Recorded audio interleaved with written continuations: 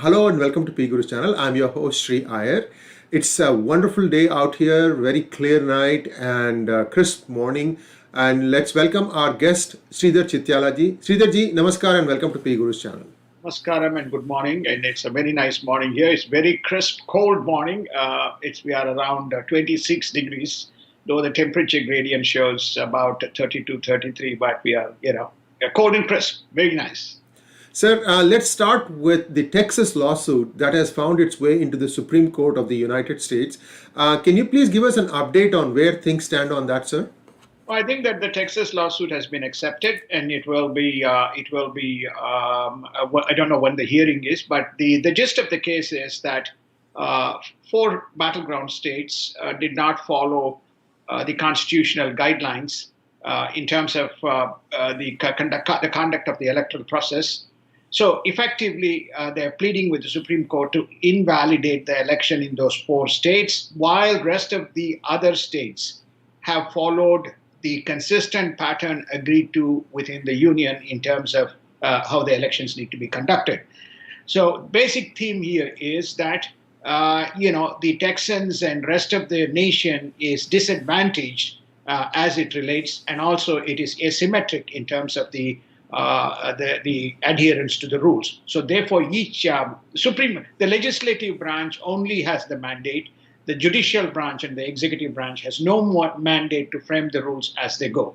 That's the basic premise. Now we find four other states or four other attorney generals of states such as Alabama, Louisiana, Kentucky, and one more state who are standing behind the Texans in terms of supporting the SCOTUS case. Sir, one question that people may ask is the elections is in the purview of the state. The state itself is responsible for holding its elections.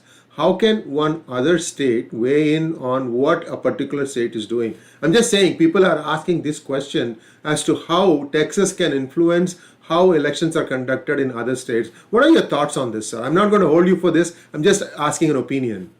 Well, I think that there are constitutional experts are giving different opinions on this. So what Texas is laying down as a framework is the state legislature is the body which is constitutionally defined in terms of framing the rules upfront and in the conduct and the process. And those rules generally are adhered to by most of the other states.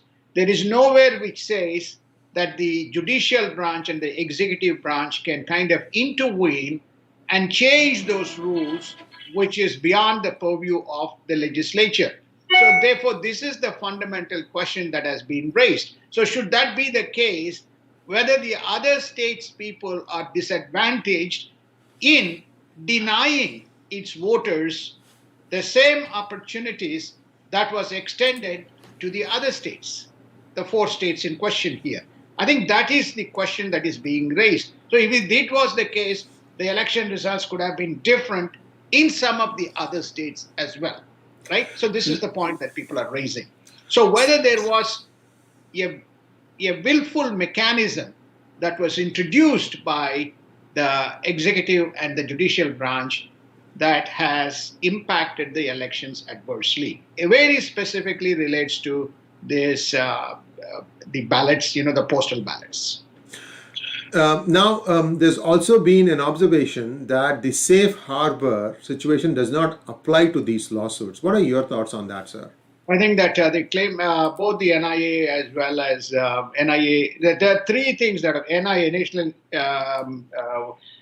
Security, National Investigation Agency, as well as the some of the legal experts, as well as the legislative branch, has not raised any issues. What they're saying is, when the election is in such contention, when the states are unable to certify with clarity the results, and there is a growing set of cases, until those cases are resolved, there is no way by which this election can be, the safe harbor can be applied, right, in this instance. So I think that is the official announcement that has come out from the NIA from some of the legal teams, and the fact that we have gone past December 8th, right? We are now today on December 9th, is a reflection that that seems to be the case.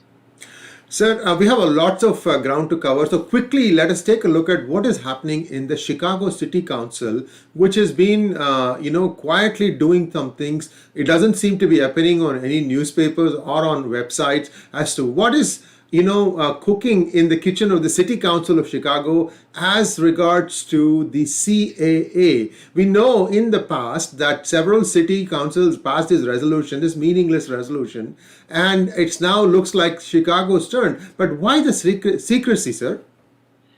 Well, I don't know. I mean, I wish I can answer the question, which is what's in the minds of some of these people. But if history is any precedence in terms of what has been passed, to my knowledge, in 6 councils, starting from came Seattle, from Cambridge to Seattle, and then St. Louis. Yeah, yeah. St. Paul's, and from there, eventually it landed in San Francisco, being the council, Right. the last council, which passed the resolution. When you kind of follow the track, it seems like they do not want any voice of dissent to be heard, or they're dismissive of the voice of dissent. Many of the complaints from the so-called, the anti-resolution voices, which seems to be predominantly, Hindu Indian voices, is that these guys are not fair. They're not willing to listen. They are not willing to understand the law. They're not willing to listen to the experts. But there seems to be a predetermined course towards moving forward. And there has been anecdotal, which we can kind of quantify and be very explicit, which is to say somehow these things were happening behind the scenes, and not to alert and wake up these dormant Hindu Indians, so that more noise will come into the system. Somehow you can pass. The whole objective of this resolution, which is non-binding anyway, right? It's a non-binding, seems to be reflective that it is more to have some kind of psychological to say, oh, we have passed a resolution, right? So therefore, even our Minister for External Affairs was unwilling to come and testify in the House to the squad. And when even the Assistant Secretary of State, who deals with this issue on these matters in India, or on Indian matters in House, when she was called, she made it very clear to her to the House committee, which is to say, we examine the value system of United States. It's the largest democracy in the world. They followed the due process, and it has been passed in both the houses. It has then went to Supreme Court, and the Supreme Court at least validated one of the classes, that is one of the enactments, and is now a law. So therefore, all this has been done. So I can say is there seems to be an unwillingness to be transparent and unwillingness to be open. What is driving this agenda? Nobody knows. Now, we can assume what it is, but assumption is not the appropriate instrument for us to use to communicate what we think it is. And dear Chicagoans who are also Indian Americans, remember this simple thing. If you are not at the table, you are at the menu. And I don't see you at the table right now. So with that, let's go on to what is happening around the world on COVID, sir. Sir, can you please give us an update on what is happening with COVID and your findings about how this, has been under control, seems to be under control in several countries? Well, I think that every day we put out some data on the global cases, as well as very specifically U.S., India, Brazil, and Russia.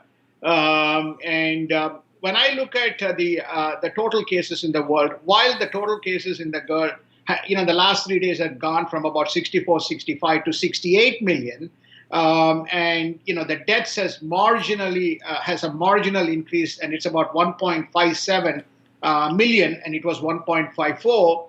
And recovered is 47.6, and active is marginally up 19.5. United States seems to have a little more acceleration in the last 3 days by way of active cases as well as the recovered cases. Even the death has a little bit kind of slowed down.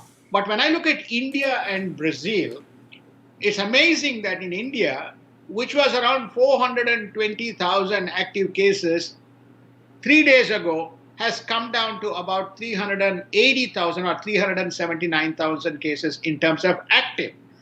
In terms of the number of deaths, it's almost remained static on the first three digits of thousands. It's about 141,000. It was 141,000. It's 141,000. So it's probably very marginal in terms of the increase. And the recovery rate, the total recoveries have gone up as well. So relative to, 3 days. So what it's telling me, and the same in Brazil, in 3 days ago, 171,000, and 3 days later, 178, almost 7,000 deaths. So what we are seeing here is there seems to be a pattern in some of the countries, especially India, Brazil, Russia, which are far more socially active and collaborative, and I won't use the word less disciplined, but something along those lines, are less flexible in terms of wearing of this mask and so on and so forth. Perhaps I'm wrong, but what I hear when I talk to some of the people last night before I'm making this statement here, or early hours of the morning in the United States, people seem to be getting on with their stuff in rest of the world. I don't know what exactly is the cause, whether the immune systems or whether it is some pre-existing conditions which is triggering activity in the United States is unclear. But the data is saying something different in terms of United States versus the next three countries in the world in terms of number of COVID cases. Let's move from COVID to global events. One Chinese professor has made the observation that China was influencing US policy through Wall Street before Trump came along. What exactly do we make of that, sir? I mean, does it mean that under Obama rule that China controlled a lot more than it is letting on? I had made in one of the other interviews to a TV channel, I had made it clear that 8 years, I think, of Obama administration, probably Obama went to sleep as far as China is concerned.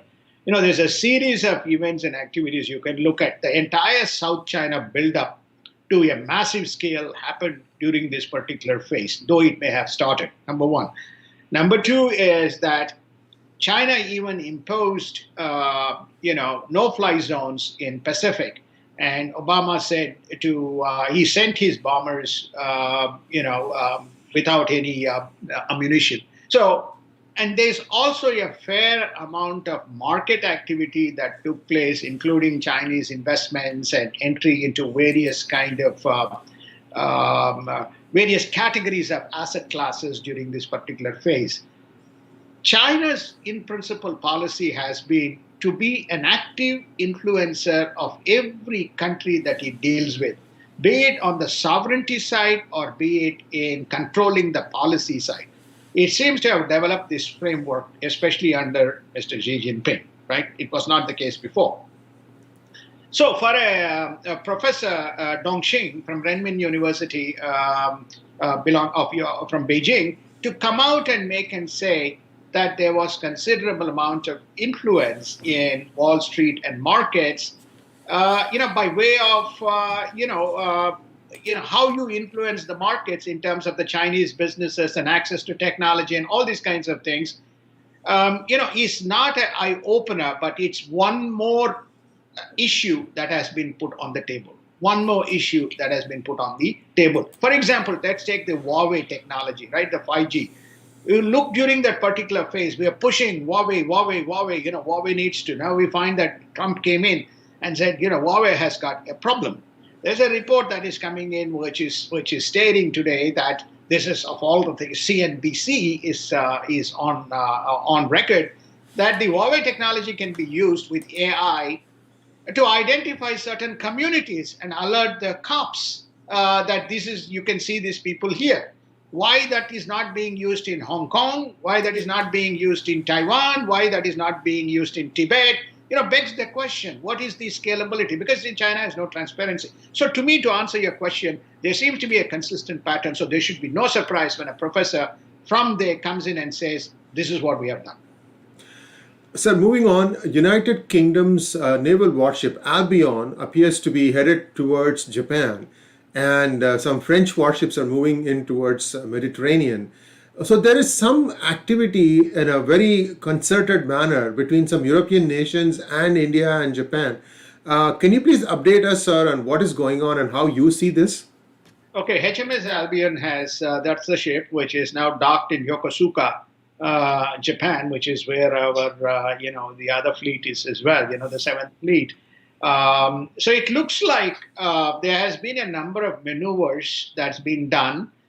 Germans are also likely to send something into South China, whereas the Mediterranean, because of the Turkish situation around the Greece and Cyprus, so French have moved their kind of submarines and battleships towards the Mediterranean. What you are seeing here is that there is a background maneuver that seems to be going on to make sure that in the event of a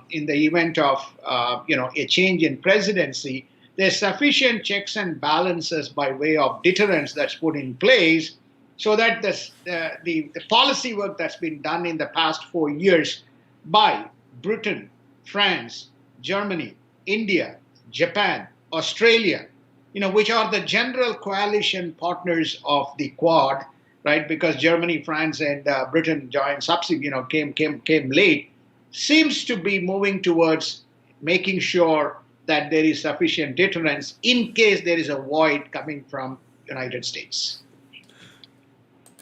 Thank you, sir. And let's take a quick look at the stimulus bill that is making the rounds in the Capitol. Mitch McConnell has come out and said that he may be getting on board with the 908 billion proposal, but he also has made it clear that local issues, state issues, and anything where there is a certain amount of legal, immunity issues, those things should not be under consideration for passing this bill. So I'm trying to understand why he made that specific statement, sir. Could you please shed a little bit more light on how you see this?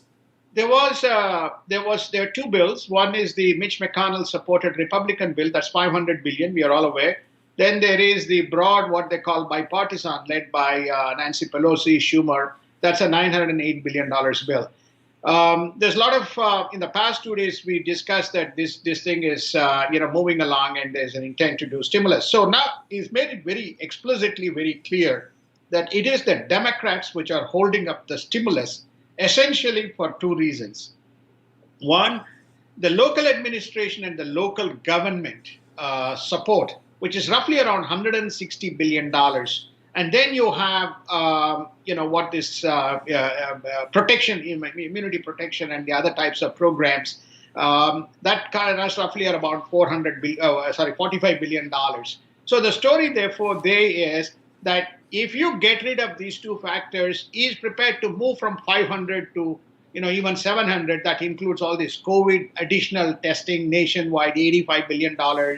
And additional facilities for schools, etc., etc. He's saying, I'm willing to step up as long as you don't add this incompetent and inefficiency cost buried into a stimulus, which is to fix the past problems, which is not to fix what is required for the future. It's the same position that Steve Mnuchin had taken. So I think the issue seems to be that, and I believe that they extended by 5 days a temporary relief.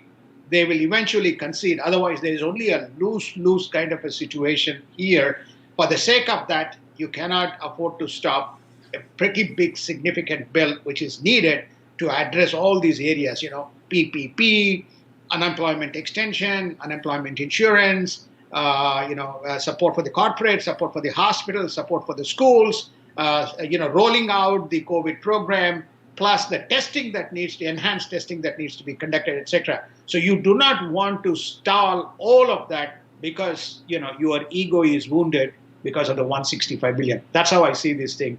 I see a resolution to this and everybody coming back to senses and moving forward.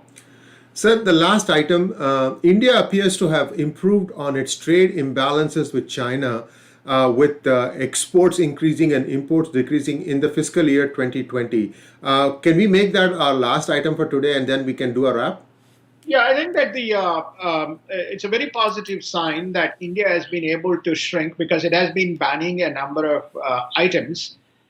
Especially, I think that it has been focused on banning items which affects the local, these artisans, crafts, and local, particularly rural items. It seems to be, focused around that. Also, sensitive items around defense, telecommunication equipment, etc. All those things seems to have been, they have been cutting down quite dramatically. But we talked about Japan stepping in and to provide the technology infrastructure for the 5G that India is also kind of looking at. So you see that the export seems to be, agricultural products, and I heard that the rice exports has also gone up by something like 34 to 40% to China. So obviously they're a big big importer of agro products. It's quite in the context of what is going on between India and China. The export number is a very interesting uptick in terms of what is going on in the dynamics between India and China. Thank you very much, sir. And with that, we bring an end to this episode. Tomorrow is going to be 50th. It's going to be special. There are a few things, pleasant surprise for viewers. And thanks once again for your excellent support. Please do not forget to subscribe to our channel and donate to our cause. And if you refer one more friend, we'll be easily able to get to the 200,000 mark in no time at all. Thanks once again, Sridharji, and see you as always tomorrow morning. Namaskar. Namaskar and thank you. Have a wonderful day.